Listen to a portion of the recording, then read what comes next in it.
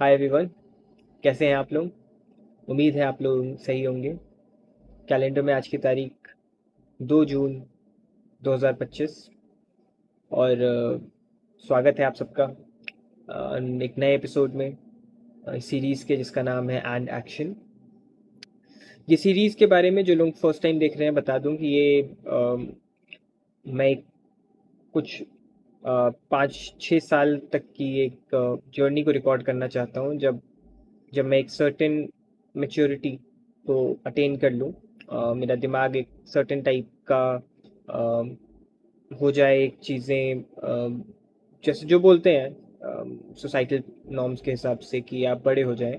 तो उस समय पर मैं रिविज़िट करना चाहता हूँ इन कुछ वीडियोस को और ये देखना चाहता हूँ कि ये वीडियोस किस तरीके से मेरी लाइफ को इम्पैक्ट किया मेरे डिसीजंस ने। और ये वीडियो एक किस्म की डायरेक्टरी भी होगी, एक किस्म की जर्नल भी होगी जिसको देख के मैं आइडिया ले सकूं कि कहाँ से कहाँ तक पहुँच गए। तो ज़्यादा देर नहीं करते हुए मैं बताना चाहूँगा तो सबसे इम्पोर्टेंट आज के टॉपिक के बारे में। आज जब मैं उठा मैंने बेसिकली अपना वही जो नॉर्मल डेली रूटीन होता है वो फॉलो किया। बट सरप्राइजिंगली एक मैं अपना फ़ोन पे कुछ वीडियोस देख रहा था तो स्पेसिफिकली एक किस्म की वीडियो जो बात करती है comparison between the topper of your school and an average person of your school.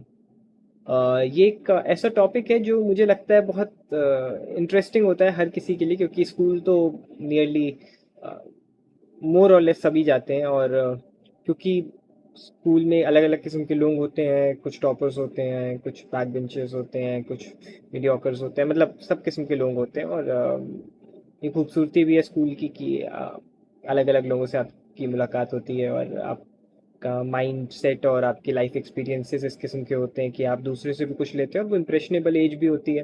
तो आपको बेटरमेंट होता है अपने इंटेलेक्ट को इंक्रीज़ करने में, अपनी सोसाइटल वैल्यूज़ को इंक्रीज़ करने में, अपने कनेक्शन को बिल्ड करने में, नेटवर्किंग करने में, जो भी चीज़ें हैं ऐसी एज में आप सीख जाते हैं जो कि बाद में बड़ा मुश्किल हो जाता है।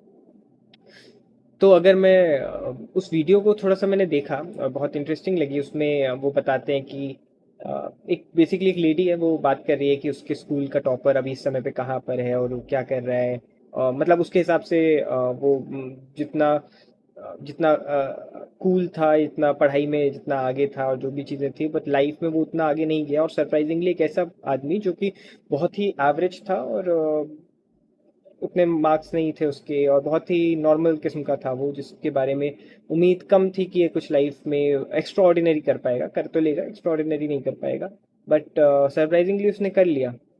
ही उसने बताया कि वो बहुत बड़े किसी स्टार्टअप का कुछ सीएफओ या समथिंग। और काफ़ी अच्छी लाइफस्टाइल है उसकी और सोसाइटल टर्म्स में और लोगों के हिसाब से he has attain somewhat success as compared to that person who was expected to do well in life. इसने मुझे एक अजीब से क्वेश्चन के ऊपर डाल दिया। और मैं आप लोगों से भी पूछना चाहूँगा, जो लोग देख रहे हैं, अगर हो मौका तो बताइएगा कि लाइफ में फर्स्टली सक्सेस का पैरामीटर उस एज में जब हम स्कूल में होते हैं वो कैसे डिसाइड होता है? क्या वो कुछ सब्जेक्ट्स में जो कि एक क्लास और दूसरी क्लास के बीच में वो दोनों सब्जेक्ट्स चेंज हो जाते हैं, तो क्या उन किसी सब्जेक्ट में एक सर्टेन अमाउंट ऑफ स्कोर ले आने को सक्सेस बोल देते हैं? या आप कुछ टीचर के बनाए हुए क्वेश्चन पेपर में एक सर्टेन मार्क्स ले आओ तो आप स्कोर कर जाओगे, आप टॉपर हो जाओगे? या फिर उन 30-50-60 जो इतने भी बच्चे हैं क्लास में, उनकी क्लास में आप टॉप 5 में आ जाओ तो आप टॉपर या स्कॉलर या जो भी है वो कहलाओगे? ये बहुत अजीब सा टॉपिक। उस समय तो नहीं समझ में आता था, उस समय तो लगता था कि यही रेस है और इस रेस में अगर आप नहीं आगे बढ़ पा रहे हो तो फिर लाइफ की रेस में क्या कर पाओगे? बाद में लेकिन ये समझ में आ रहा है कि अगर किसी को किसी को उस रेस में दौड़ना ही नहीं है तब तो बात ही अलग है। फिर तो वो जो भी करना चाहे एंड मतलब अच्छा ही करेगा वो, बिकॉज वो उस रेस से हट चुका है, उस रैट रेस से हट चुका है। बट जो लोग उस रेस में भी पार्टिसिपेट कर रहे हैं उसके हिसाब से भी वो क्या 60 बच्चे एक इनफ सैम्पल साइज है किसी कंपटीशन को जज करने का? बिकॉज उसके बाद मैंने लाइफ में, इनफैक्ट स्कूल के बाद जो मेजर एग्जाम्स है वो दिए मैंने लाइफ में, सभी देते हैं उसी के बाद ही। और तब मुझे समझ में आया कि शायद आप भले ही स्कूल में 90% लाने वाले स्टूडेंट हो, 80% लाने वाले स्टूडेंट हो, या जितने भी परसेंट लाने वाले स्टूडेंट हो, किसी कॉम्पिटिटिव एग्जाम में इसकी कोई वैल्यू नहीं होती।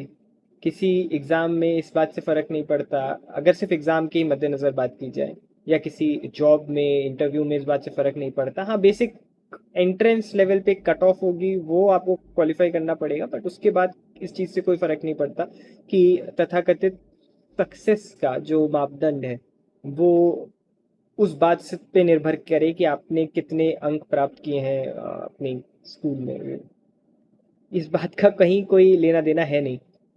ये चीज़ बहुत लेट समझ में आती है हम लोगों को, या शायद हमारे टाइम पे तो इंटरनेट आ भी गया था और था भी ठीक ठाक तरीके से, तो वीडियोस वगैरह तो लोग बनाते ही थे कि आप पहले बोलते हैं 10th के बाद सक्सेस है, फिर 12th के बाद, फिर कॉलेज के बाद, फिर लाइफ में अलग अलग पड़ाव के बारे में बात करते हैं, बोलते हैं कि इसके बाद सक्सेस है, बट सक्सेस असली में है ही नहीं इस किस्म की बात, या हैप्पीनेस के बारे में बोलते थे।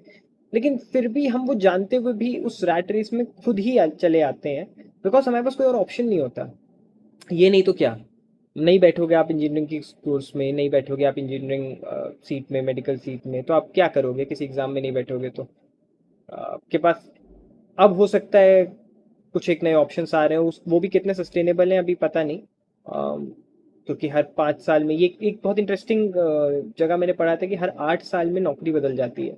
मतलब the majority chunk of the people जो एक 8 साल पहले एक किस्म की नौकरी कर रहे थे, 8 साल बाद वो नौकरी नहीं करेंगे। There would be some technological advancement, technological shift, जिसकी वजह से जो मैसिव एम्प्लॉयमेंट चंक है वो डेविएट हो जाएगा टुवर्ड्स द सेकंड थिंग। और ये हम अपने उसमें देख सकते हैं कि पहले जिस किस्म से एक समय पर सॉफ्टवेयर डेवलपर्स का आज से 4-5 साल पहले ज़रूरत होती थी, अब विद टाइम वो धीरे धीरे दो उस फील्ड में एडवांसमेंट हो रही है, दे आर एआई, एमएल और बाकी चीज़ें जो एडवांस कर रही हैं। बट उसके अलावा अगर आप स्पेसिफिकली सॉफ्टवेयर जो जो course back and front end के बारे में सिर्फ देखें, सिर्फ इतना ही करके अगर जॉब पाना चाहे, तो शायद आज से 5 साल पहले वो चीज़ हो सकती थी, बट अब वो चीज़ नहीं हो सकती, because that has become a very normal kind of a skill. यही हर फील्ड में है, स्पेसिफिकली सिर्फ आईटी की बात नहीं करूँगा, सब फील्ड में ऐसा ही है। तो अगर इस बारे में आप बात करो तो हमें इसके अलावा कोई और टॉपिक पता ही नहीं है, हमें आइडिया ही नहीं होता उस एज में कि हमें करना क्या है। और अगर थोड़ा बहुत ये पता भी है कि एक किस्म की रैट रेस है और शायद हैप्पीनेस इसके बाद भी नहीं है, फिर भी हम हिम्मत नहीं जुटा पाते कुछ और करने की, कुछ और ट्राई करने की, क्योंकि अ, हम में से मोस्टली लोगों के पास उतने रिसोर्सेज नहीं है कि हम उसको मैच कर पाए उस चीज़ को, कि हम कुछ नया करना चाहते हैं तो बैकिंग में हमारे पास इतने पैसे हों कि अगर फेल हो गए तो दोबारा, या पैसे के अलावा भी जो भी चीज़ें हैं, अ, वो नहीं है कि हम फेल भी हो गए तो हम दोबारा कोई चीज़ शुरू कर सकते हैं। It's one shot. तो इसीलिए बहुत टाइम लग जाता है अपने आप को उस लेवल पे बिल्ड करने का। और सेकंड इसलिए नहीं कर पाते बिकॉज हमारे पास किसी किस्म की गाइडेंस की भी कमी होती है। आजकल तो है अवेलेबल, लोगों ने किया है, लोगों ने कई नए ऑप्शंस ओपन कर दिए हैं सबके लिए, जो जो कि एक अच्छी चीज़ है मैं बोलूँगा, क्योंकि India do require a lot of India does require a lot of good engineers, doctors, but at the cost of good artists, good writers या गुड थिंकर्स, मेरे ख्याल से नहीं। हमारी अलग अलग फील्ड्स ऐसी हैं, जैसे आर्ट्स के बारे में स्पेसिफिकली बात की जाए तो मुझे नहीं याद कि मेरे जान पहचान में कोई है ऐसा जिसने आर्ट्स लिया था, और ए आर्ट्स लिया था, और बी आर्ट्स बाय चॉइस लिया था। ये दोनों चीज़ें अलग अलग हैं। तो मतलब आर्ट्स एक तो मैं जानता नहीं हूँ कि मेरी जान पहचान में किसी ने लिया, और अगर लिया भी होगा तो बाई चॉइस लिया होगा, ये मैं नहीं मान सकता। क्योंकि ऐसा जिस किस्म की बातें चलती हैं आर्ट्स के बारे में, या स्पेसिफिकली रिलेटेड टॉपिक्स के बारे में, बहुत बहुत ही नेगेटिव वो होता है। क्योंकि लोगों को एक किस्म की सक्सेस से मतलब है, जो कि शायद कुछ एक किस्म के फील्ड्स ही प्रोवाइड कर सकते हैं, ऐसा लोगों को लगता है।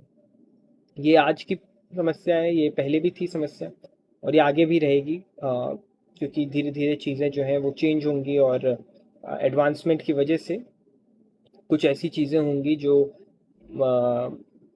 ऑब्सलीट होती जाएंगी, कुछ ऐसी नॉलेज होंगी जो ऑब्सलीट होती जाएगी, और इस वजह से कई ऐसी फील्ड्स होंगी जिसमें बहुत सारे लोग एसोसिएटेड होंगे, और वो लोग अनएम्प्लॉयड होंगे, या उनकी एजुकेशन उस लेवल पे नहीं होगी। बट अगर आप बात करो बचपन से लेकर किसी की ओवरऑल ग्रोथ तक की, तो जिस किस्म की नॉलेज वो अटेन करता है विद टाइम, वो कभी वेस्ट मुझे नहीं लगता जा सकती है।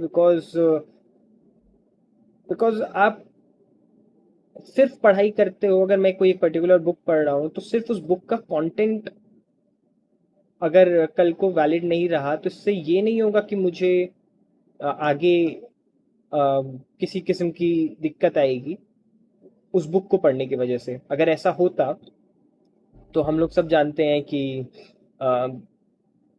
सोक्रेटिस थे, सोक्रेटिस के बाद प्लाटो, प्लाटो के बाद अरिस्टोटल, या इंडिया में भी अगर आप देखिए तो सबसे पहले मेरे ख्याल में sir CV Raman, sir CV Raman के बाद होमी जहांगीर भाभा, होमी जहांगीर भाभा के स्टूडेंट विक्रम साराभाई, और उनके student doctor APJ Abdul Kalam. तो ये चारों ने डिफरेंट डिफरेंट एस्पेक्ट्स में काम किया, अगर आप देखो उनके बारे में। बट चारों एक दूसरे से एज इन एक मतलब कोई टीचर था, फिर उसका स्टूडेंट, फिर उसका स्टूडेंट, फिर उसका स्टूडेंट। तो इस हिसाब से अगर रहा, तो उन्होंने, अगर आप बहुत टेक्नोलॉजिकली एडवांस्ड माइंडसेट के लोगों के साथ रहोगे, आप टेक्नोलॉजिकली एडवांस्ड चीज़ों में इन्वॉल्व रहोगे, तो ज़रूरी नहीं कि आप उस पर्टिकुलर फील्ड में ही कुछ करो जिसकी आपको तालीम मिल रही है, जिसकी आपको नॉलेज मिल रही है। हो सकता है आप कुछ दूसरी फील्ड में बहुत नेक्स्ट लेवल काम कर जाओ। और ये इनफैक्ट रीज़न भी होता है, अगर आप बात करो कि कई ऐसे टॉप इंस्टीट्यूट्स हैं इंडिया में जहाँ के स्टूडेंट्स उस फील्ड से इतर दूसरी फील्ड में कुछ बेटर करते हैं। जैसे आप आईआईटी से देखिए, कई स्टूडेंट्स हैं जो आईआईटी से मतलब पढ़ने के बाद कुछ साल बाद दे crack UPSC with top ranks. And इसका ये मतलब नहीं है कि आईआईटी में हिस्ट्री ज्योग्राफी पढ़ाई जाती है, वो तो नहीं है। बट इसका ये मतलब है कि वो ऐसे माइंडसेट, ऐसे लोगों के साथ इन्वॉल्व थे, ऐसी चीज़ों के साथ इन्वॉल्व थे कि उन्होंने दूसरी फील्ड में भी वो बेटर किया। और यही होता ही है लाइफ में। आपको अ, हो सकता है आप इनिशियली आप उतने स्मार्ट ना रहे हो, इनिशियली आप तथाकथित टॉपर ना रहे हो, आप किसी किस्म की आउटस्टैंडिंग ग्रेड्स आपके नहीं रहे हो, ठीक है, that's a very normal thing. But success क्या सिर्फ उस क्लासरूम से डिफाइन होती है, या इस बात से डिफाइन होती है कि आपके स्कूल में या कॉलेज में या एक पर्टिकुलर एग्जामिनेशन में कितने नंबर आए, या इस बात से निर्भर करती है कि आपने अपने टॉपिक में किस किस्म की एक्सेलेंस को, किस किस्म की नॉलेज को अडेप्ट किया है, और वो नॉलेज को आप यूटिलाइज कैसे कर रहे हो। Because gaining of knowledge is one thing जो हमारे स्कूल, हमारे इंस्टीट्यूशन हमको दे देते हैं। But utilization of that knowledge, particularly उसको एग्जीक्यूट करना for the betterment of this country, and specifically अगर आप इंडिया की बात करो ना, तो ये बहुत अलग है बाकी किसी कंट्री से, स्पेसिफिकली वेस्टर्न कंट्री से। क्योंकि यहाँ पर अगर आप कुछ भी काम ऐसा नहीं कर रहे हो जो मास लेवल पर वैलिड है, बाहर के देशों में हो सकता है there is a car company जो सिर्फ प्रीमियर प्रीमियम कस्टमर्स को टारगेट करे, या एक ऐसी कोई कंपनी है जो प्रीमियम कस्टमर्स को टारगेट करे। ऐसा होती है बाहर companies, and they can survive out of it. India में ये नहीं कर सकते। इंडिया में आपको जूडियो की ज़रूरत पड़ेगी, इंडिया में आपको ब्लिंकिट की ज़रूरत पड़ेगी, जो घर घर तक पहुंच सके। अगर आप मास लेवल पे काम नहीं कर पा रहे हो किसी किस्म का, तो आपकी सस्टेनेंस एटलीस्ट इन इंडिया नहीं हो पाएगी। तो इसीलिए मैं बोलूँगा कि अगर आपको इंडिया में वर्क करना है तो आपको टेक्नोलॉजिकली एडवांस तो होना ही है, और उसके साथ साथ ये भी देखना है कि आप उसकी एग्जीक्यूशन को किस तरीके से इंडियन कस्टमर्स तक वो कर पाए। और जो ये कर लेगा, वो चाहे इनिशियली गेनिंग ऑफ नॉलेज में उतना स्मार्ट ना रहे अपने स्कूल में कॉलेज में, वो at the and he can be a like a person whom everybody would want to be। तो यही है, मुझे लगता है कि जो थोड़ा मेरा थॉट था वो मैं शेयर कर पाया हूँ आप लोगों के साथ। अगर कुछ गलत हो इसमें तो हाँ ठीक है, मेरे को आइडिया बहुत ज़्यादा है नहीं। अ, ये मेरे विचार हैं, अगर आप लोगों को कुछ लगे तो बताइएगा ज़रूर। वेट करूँगा आप लोगों के कमेंट्स का, और बाकी टेक केयर, बाय।